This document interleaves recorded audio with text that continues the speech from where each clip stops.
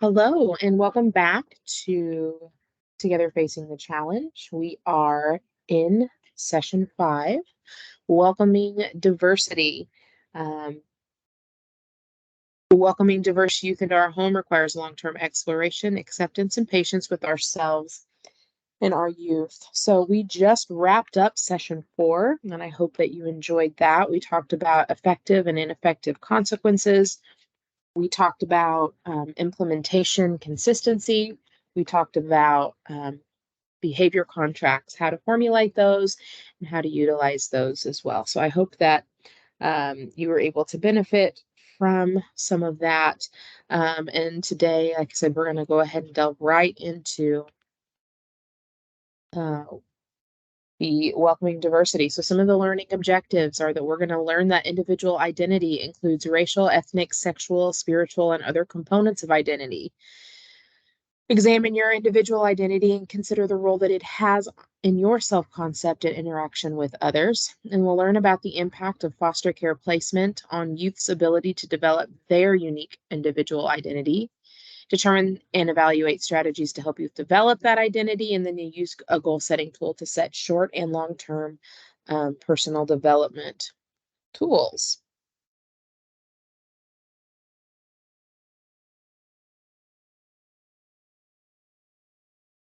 So each of us is grounded in a complex of individual identity that develops our individual, it develops out of our individual cultural and ethnic backgrounds. So we develop these identities in a multitude of ways, like family traditions, religious teachings, cultural activities. We learn the ways of our families and others in our cultural and ethnic groups when we're participating in these circles of support, essentially. So, for youth placed in care at least once, and often a lot more than once, they have been separated from the social circles where they have developed their unique mix of cultural, ethnic, and individual identities. So, in this session, we want to take the time to highlight the role this disruption plays um, in the development of that youth's individual identity during a placement. So, the purpose of this is to help recognize and repair their loss, support youth in building a stronger self concept, and assist them in integrating all aspects of their identity. So we, like most sessions, want to start off with a little video we're going to watch. And I want you to turn to page 59 in your foster parent manual. Turn there myself. And as we're watching this video, I want you to answer this 3-2-1 question. So write 3 things that stuck with you in the film, write 2 ways you already support individual identity development in your home or in your youth, and write 1 thing that you would like to do to support a youth's identity development. So I just want you to fill out page 59 as we are watching this video. So throughout this session, we're going to discuss the broader context of cultural sensitivity. So this Knowing Who You Are video explores the impact that time in foster care, like the amount of time that a child is in care, what that has on a youth's identity development, particularly their racial and ethnic identity. So this video will also emphasize the role of the social worker, but all members of a youth's treatment team are included in that. So like foster parents, therapists, like direct care staff, biological family, that all of these play a critical role in this development. So I want you to consider your own identity and kind of put yourself in the shoes of the youth, um, as you're kind of watching this film.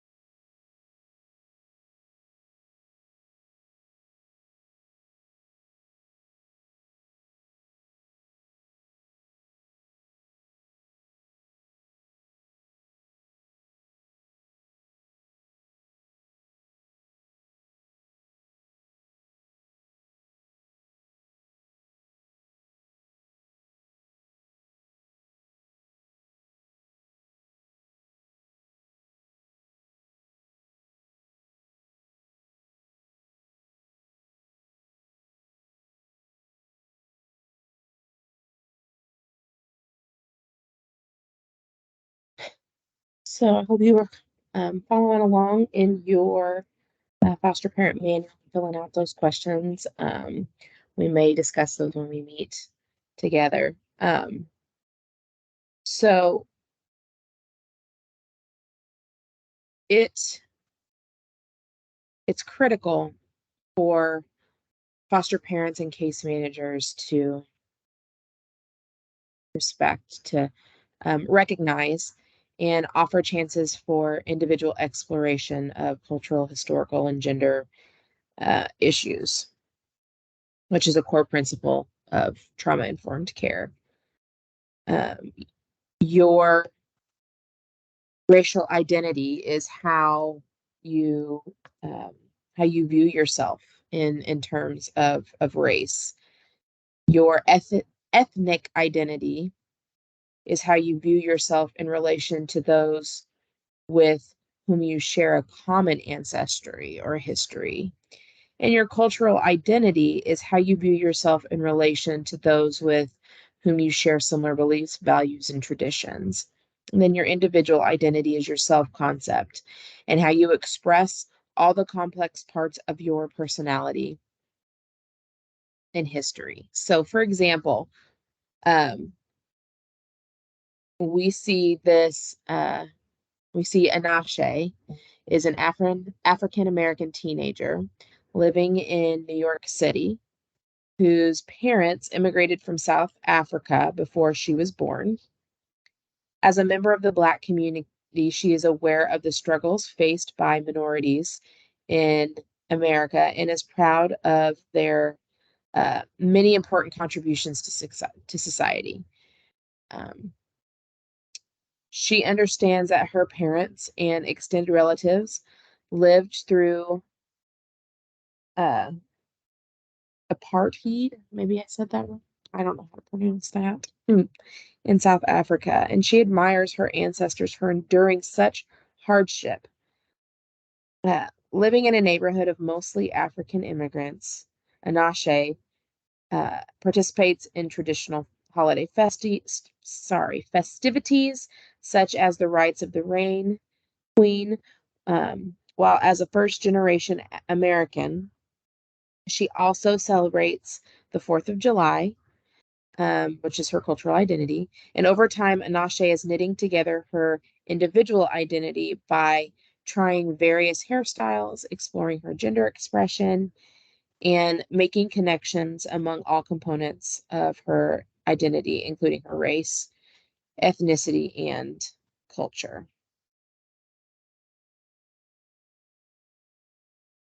So when we meet together, we might delve a little bit further into that, um, and just kind of um, discuss a little bit further.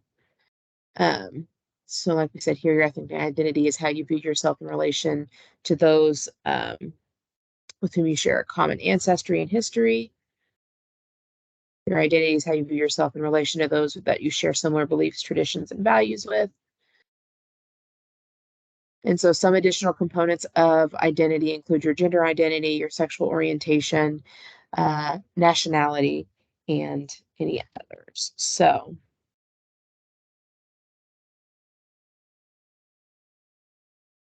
usually, when we use the term cultural diversity, people automatically think of racial, ethnic diversity. The reality is that cultural diversity typically implies a lot more. Our ideas about cultural diversity need to expand in order for related issues to have meaning. So, what constitutes culture, right? Um, One of the ways that we think about culture in terms of things we have in common, so things like shared food, things like shared holidays, shared experiences, shared assumptions, religious beliefs, symbols, and values. When we look at culture this way, we begin to see that differences in rural versus urban may be more significant than differences in race. that differences in parental level of education may be more significant than differences in ethnicity. As foster parents explore um, like the cultural diversity with the youth, they may need to look at issues beyond race. Parents need to look at the background of the youth and their family.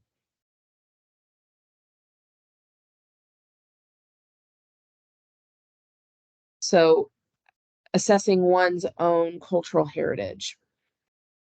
Uh, the better understanding and awareness that a foster parent has about their own cultural heritage, the better prepared that they will be to work with the individuals and families from culturally diverse communities in order to provide sensitive and effective care to children and families from cultures that are different than one's own. Two things have to occur.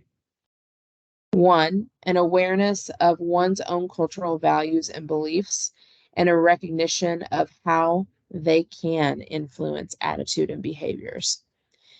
Secondly, an understanding of the cultural values and beliefs of youth and how these can influence youth's attitudes and behaviors. So remember that cultural diversity implies a lot more than just racial or ethnic diversity. So, responding to the diversity in your home. Here are some overarching guidelines for creating a culturally sensitive home. Um, be respectful of other cultures and their traditions. Allow and encourage youth choice. We want to allow voluntary participation in your family's cultural and ethnic activities, especially if they differ from that of the youth that's in your care. We want to provide access to culturally appropriate activities and locations for your youth. So some ideas that we can explore is to ask your youth to share their life book with you, as well as yours with them. And we'll talk a little bit more about life books coming up. Um, connect youth with cultural or ethnic activities, events, and mentors. Um, visit places like museums or stores or other places like that where your youth can learn more about people of their culture and or ethnicity. So we want to support those things. Um, make your home culturally sensitive by providing multicultural art, toys, games, media, etc.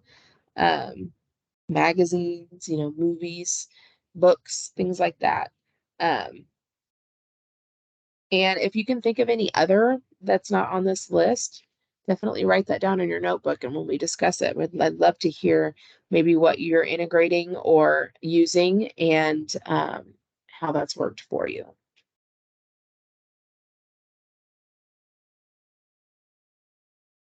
So we will probably do this as a discussion when we meet, just reading some scenarios and talking about them. So we'll skip over that for now. And we'll talk about goal setting and continuing to develop uh, cultural sensitivity. So on page 61 in your foster parent manual is where we're at, and you'll see um, a sheet of like how to set goals on there. So this is where we're at. All of us are most experienced with our own culture, and as adults have developed our own individual identities and values with time and exploration. So, working with and welcoming into our home youth with different cultures and ethnicities and individual values can, for lack of a better term, be challenging, right? Especially when those values might clash with with ours, right? So It will require long-term exploration, acceptance, and patience with ourselves and our youth to adapt to these differences within our homes. One way to continue on this important journey is to set goals for ourselves. So goal setting is a key tool for building toward any long-term goal. And the tool in your foster parent manual, the one I just talked about on page 61, is something that you can use to set goals for yourself, to support your youth in setting their own goals. So identify a positively stated specific goal. We want to identify steps to reach that goal. And then our tool sorts the steps into strengthening what you already are good at and working to remedy your weaknesses in preparation to achieve the goal. And then obviously, like with any goal, you want to check in and measure your progress with that. So we probably won't have you do this right now. We may do this later when we meet, but you can definitely study over and look over page 61, because this is just an example. The goal would be that maybe you want to learn more about hairstyles for kids in different ethnicities. That would be where you'd put your goal. And then your strengths would be genuine curiosity, a desire to be open to kids' preferences. You have a love and compassion for differences. Um, and then you want to identify some activities to build upon those strengths. So ask questions of people with expertise, maybe ask kids directly what they prefer. And then identify and try to locate resources that might help you in this goal. Maybe so a fellow church member is a hairstylist. Maybe local hair shops and stores that sell hair products. They would know what would be appropriate, maybe products to keep on hand in the house. And then where can I improve? So you'll want to think of areas that obviously you might need some help. You want to ask more questions and assume less. Have my kids take the lead with their hairstyle preferences and work on being more of a student, not the teacher. Activities to help me improve. Make these discussions part of my routine with all of my kids in care. Go to shops with my foster kids and listen more and talk less. So learn more from them. And resources would be obviously cosmetology schools, shops, stores, and most importantly, your kiddos can be one of your largest resources. So we talked a little bit about having the foster youth share life books with you. So if you're not familiar with that, what is a life book? But it's a documentation or a narrative of a child's life from birth to present. And these can serve as a vehicle for a child to explore their past history and provide them with concrete visual reminders of who they are in the context of the world around them.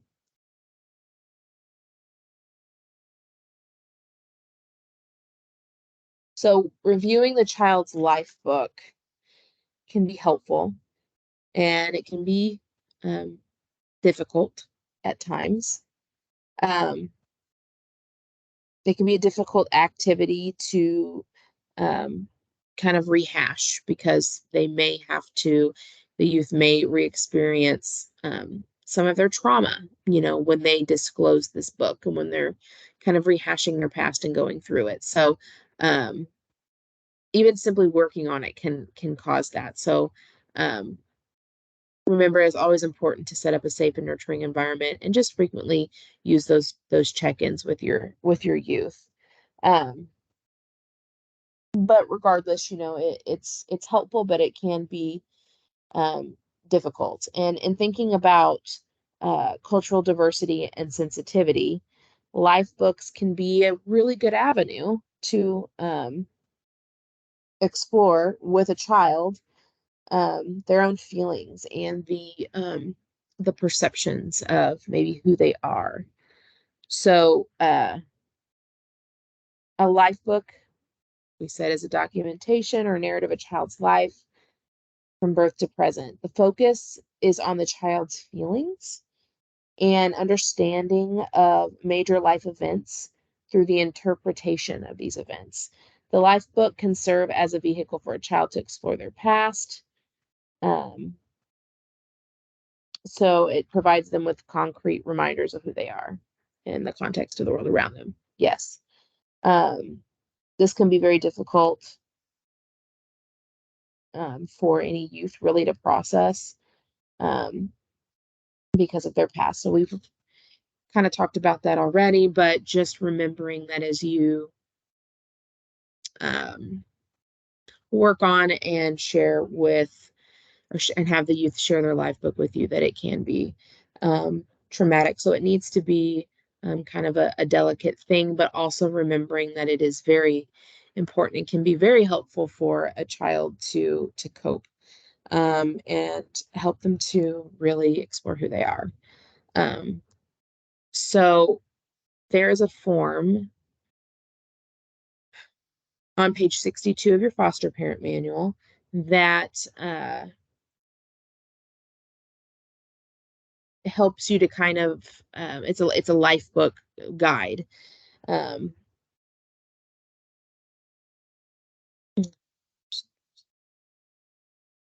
so you can kind of read through that. It basically just says before asking your youth to share their life book with you, it could be helpful to collect materials um,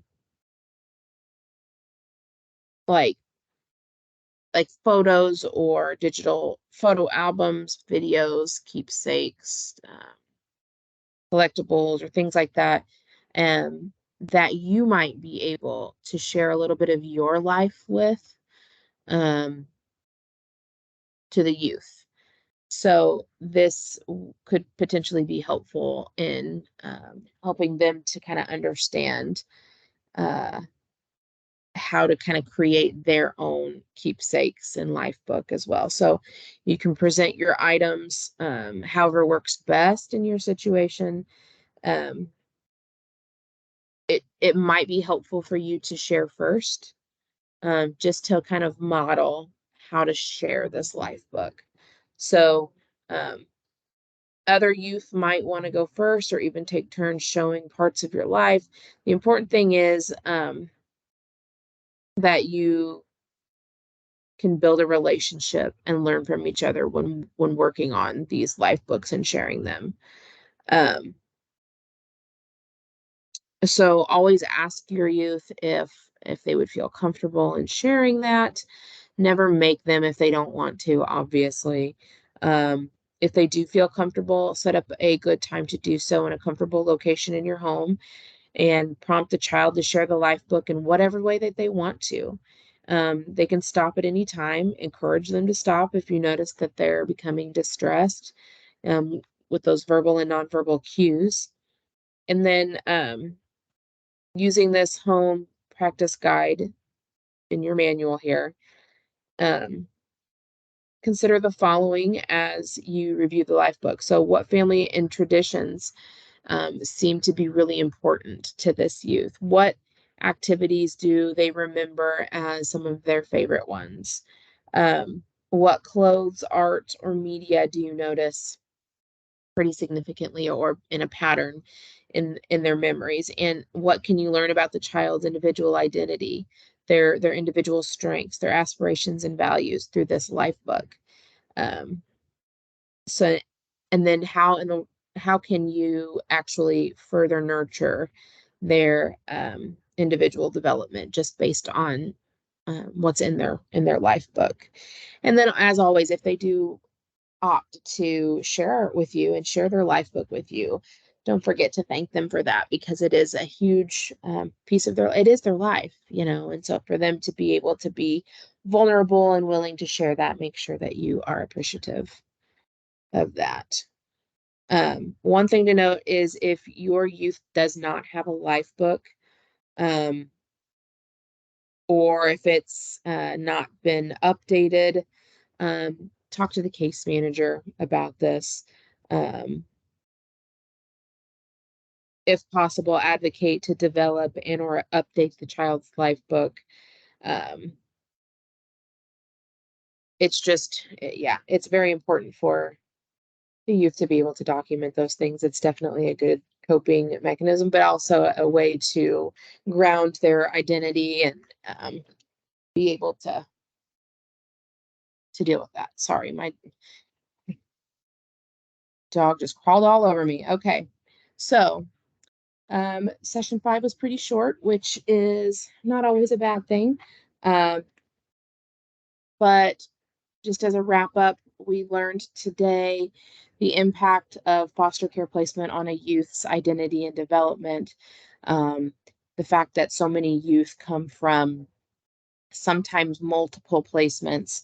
Um, it's hard for them to kind of sew together their own identity because they're exposed to so many different kinds, and then they kind of lose touch with or were never even shown from their family of origin um, their their cultural diversity and their identity as well. So due to the many different placements, this can kind of get lost in translation. We learned a little bit about how awareness of our own identity can improve our work with youth. It's kind of like with anything, when we can master our own situations or we can master something ourselves, we're better able to help someone else in that. So it might be a good idea for you to really kind of delve in and explore where you come from and how did your identity come about, what values and traditions are important to you. Um, and that way you can work with the youth to discover that on their own as well. Um, we learn how to respond to um, diversity in the home. We talked about those guidelines about being respectful of other cultures and allowing the youth to have to make their own choices. And then, doing things like keeping those culturally sensitive items in the home, whether that's food or art or magazines or toys or games. Um, Taking the youth to museums or different stores to help them kind of get back in touch with uh, their culture um, and things like that. So that's how we can respond to the diversity in the home. And then we talked about developing culturally sensitive goals, um, about how if there's more things we want to learn about regarding culture or regarding a youth's culture, setting goals for yourself to figure out how you can build upon that. And then we talked about the importance of life books and how important it is for our youth to document their life and the things um, that they experience, because it is important. And so often these kiddos get bounced around from place to place, and it's very easy to lose touch of who they are and where they came from. And these life books are a really excellent tool and resource for our kiddos to be able to document that in their own way and in their own words from their own experience.